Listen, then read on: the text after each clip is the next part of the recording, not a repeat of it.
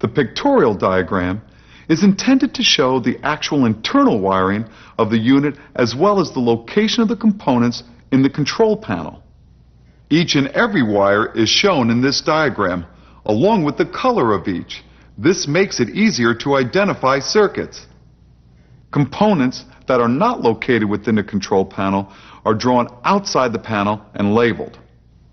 Pictorial diagrams are especially useful when you need to locate a specific component and not necessarily troubleshoot the system.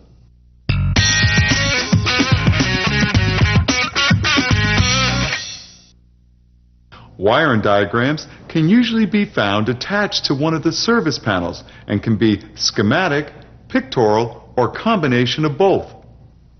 Symbols used in wiring diagrams vary somewhat from system to system, and a technician should be aware of these differences.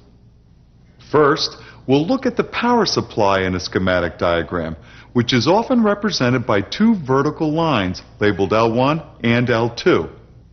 Anything connecting these two vertical lines represents a circuit within the system that is being supplied by 230 volts. For example, adding a fan motor and a thermostat creates a circuit.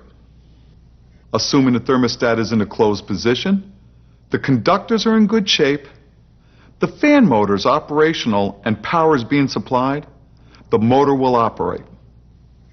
In a similar circuit, we can see that there are two loads instead of one.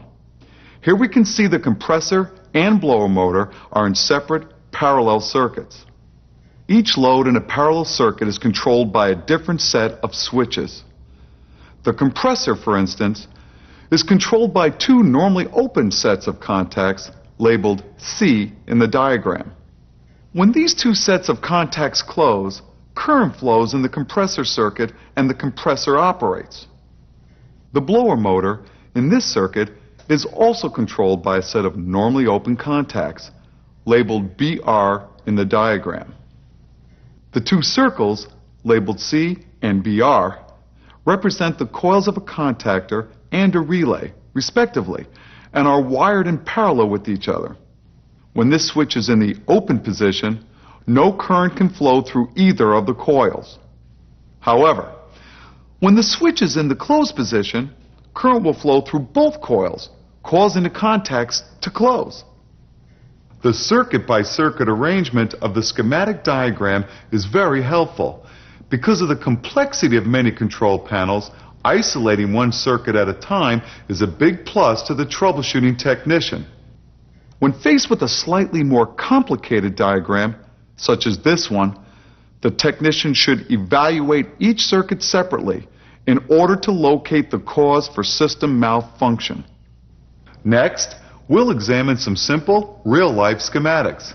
By examining them closely, we can determine how the specific piece of equipment is intended to operate.